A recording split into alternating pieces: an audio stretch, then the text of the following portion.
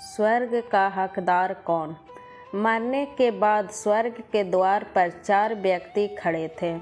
इन 4 व्यक्तियों में पहला राजा था, दूसरा एक बिजनेसमैन था, तीसरा पंडित था और चौथा एक आम आदमी मजदूर था। किसी को भी यह पता नहीं था कि कौन स्वर्ग के अंदर प्रवेश कर पाएगा और कौन वहीं से वापस लौटा दिया जाएगा।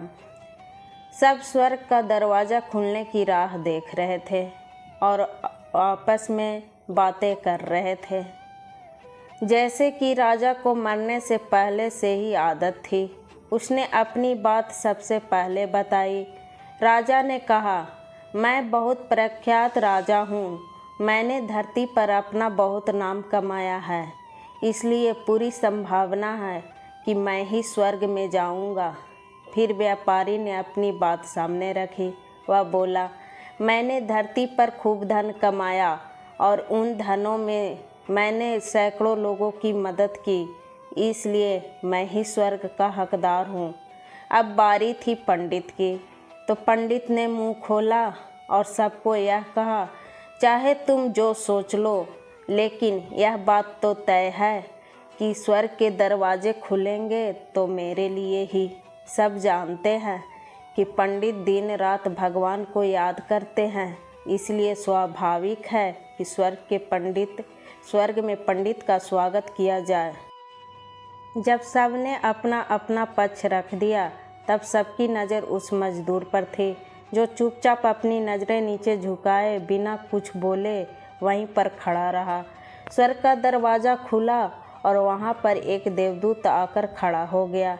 देवदूत के हाथों में एक पुस्तक थी जिसमें इन सभी के कर्मों के बारे में लिखा हुआ था।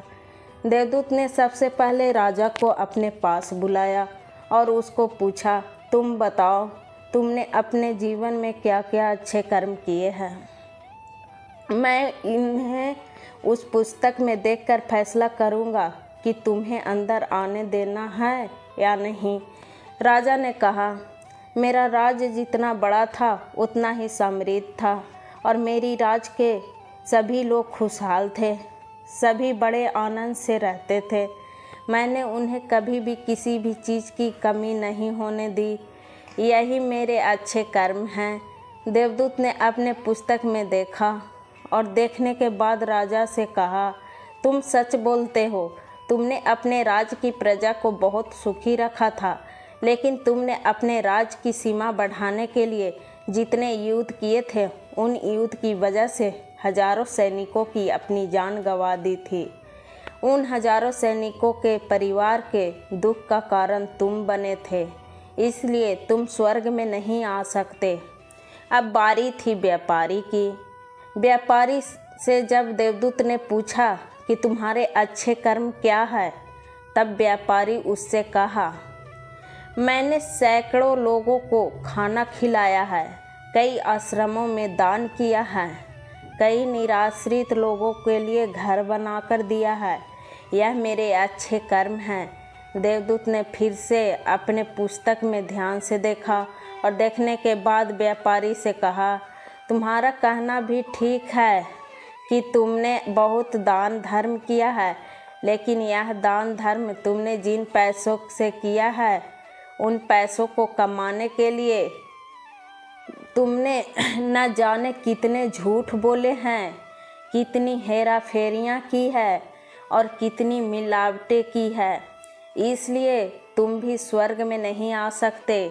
जब पंडित से यही सवाल किया गया तो पंडित ने बड़े ही आत्मविश्वास के साथ कहा, मैंने अनगिनत लोगों को ज्ञान दिया है, हजारों यज्ञ और पूजाएं की है और दिन रात भगवान का जाप किया है। इससे अच्छे कर्म और क्या हो सकता।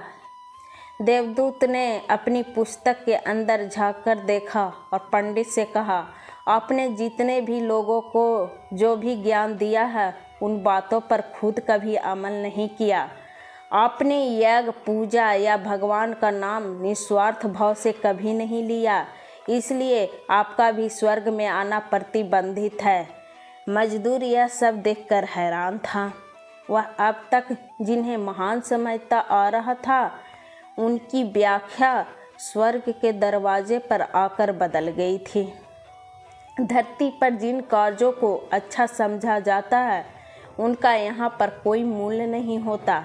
यमदूत ने जब इन मजदूर को अपने पास बुलाया और इससे पहले कि वह उससे कुछ अच्छे कर्मों के बारे में पूछता, मजदूर बोल पड़ा, प्रभु, मैं जानता हूँ कि मैं भी स्वर्ग में आने के लायक नहीं हूँ, लेकिन मैं फिर भी एक बार बाहर से ही स्वर्ग को झाँक कर देखना चाहता हूँ।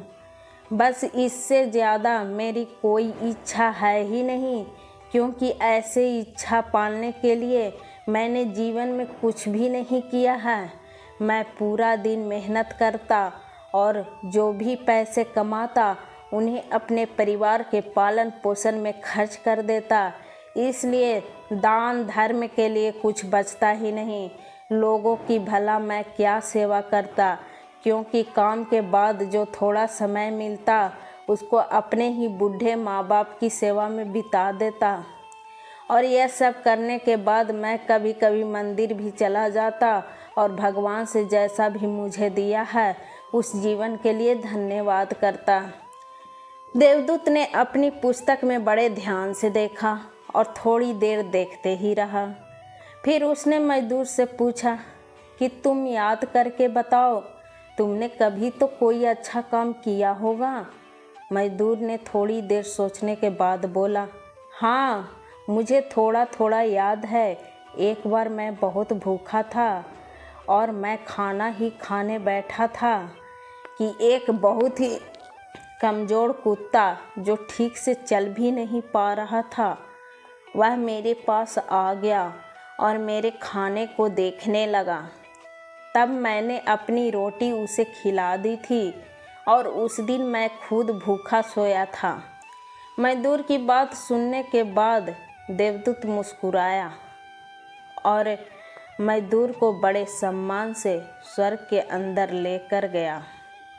दोस्तों, अच्छे कर्म लोभ, मोह, माया इन सब भावों में आकर नहीं किए जाते और न ही उन्हें अच्छे कर्मों की श्रेणी में गिना जाता है।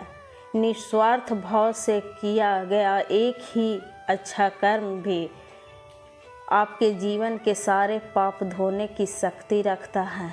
इसलिए जब भी मौका मिले निस्वार्थ भाव से और अच्छे मन से अच्छे कर्म किया करो।